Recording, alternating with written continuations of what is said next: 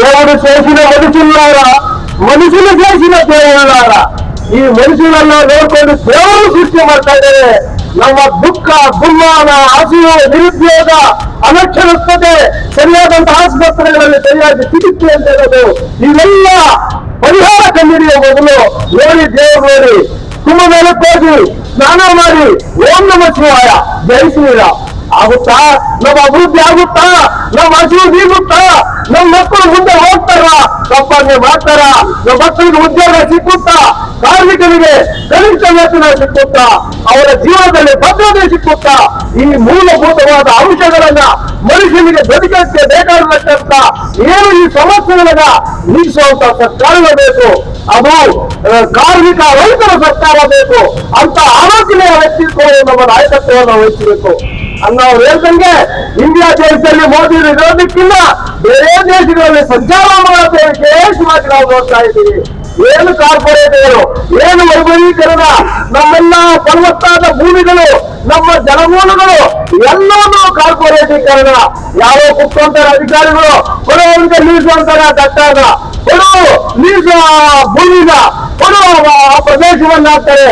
ಈ ತರ ಅವರಿಗೆ ಇಷ್ಟಾನುಸಾರ ಅವರಿಗೆ ಸಾಮಾನ್ಯ ಮನುಷ್ಯನ ಬದುಕಿನ ಬಗ್ಗೆ ಲವಲೇಶವು ಚಿಂತಿಸಿರತಕ್ಕಂಥ ಈ ಆಡಳಿತ ವರ್ಗ ಆಗಿರ್ಬೋದು, ರಾಜಕೀಯ ವರ್ಗ ಆಗಿರ್ಬೋದು, ಮೋದಿಯಂತಹ ಸನಾತನ ಧರ್ಮ ವ್ಯಕ್ತಿ ಆಗಿರ್ಬೋದು, ನಿಜವಾಗ್ಲೂ ನಮ್ಮ ದೇಶದ ಪುರೋಗತಿಗೆ ಎಲ್ಲರೂ ಸಹಕಾರ ಆಗೋದೇ ಇಲ್ಲ.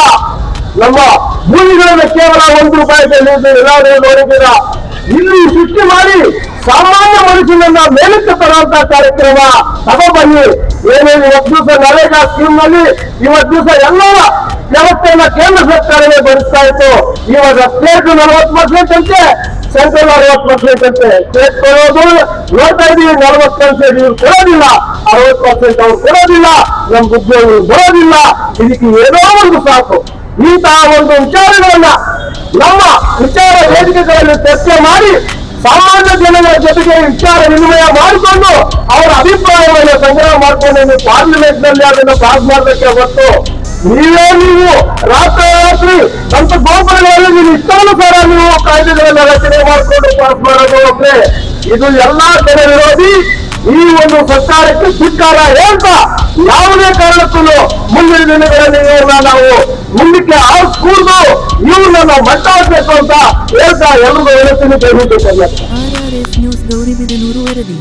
ಗೌರಿಬಿದನೂರು ನಗರದಲ್ಲಿ ಸಿಐಟಿಯು ವತಿಯಿಂದ ಬೃಹತ್ ರ್ಯಾಲಿ ಮತ್ತು ಕೇಂದ್ರ ಸರ್ಕಾರದ ವಿರುದ್ಧ ಪ್ರತಿಭಟನೆಯಲ್ಲಿ ರೈತ ಸಂಘದ ಜಿಲ್ಲಾಧ್ಯಕ್ಷರಾದ MR ಲಕ್ಷ್ಮೀನಾರಾಯಣ್ ಅವರು ಮಾತನಾಡಿ, ಜೈ ಶ್ರೀರಾಮ್ ಅಂದರೆ ಕುಂಭಮೇಳದಲ್ಲಿ ಸ್ನಾನ ಮಾಡಿದರೆ ಓಂ ನಮಃ ಶಿವಾಯ ಅಂದರೆ ಅಭಿವೃದ್ಧಿಯಾಗುವುದಿಲ್ಲ ಎಂದು ಕೇಂದ್ರ ಸರ್ಕಾರದ ವಿರುದ್ಧ ಗುಡುಗಿದರು.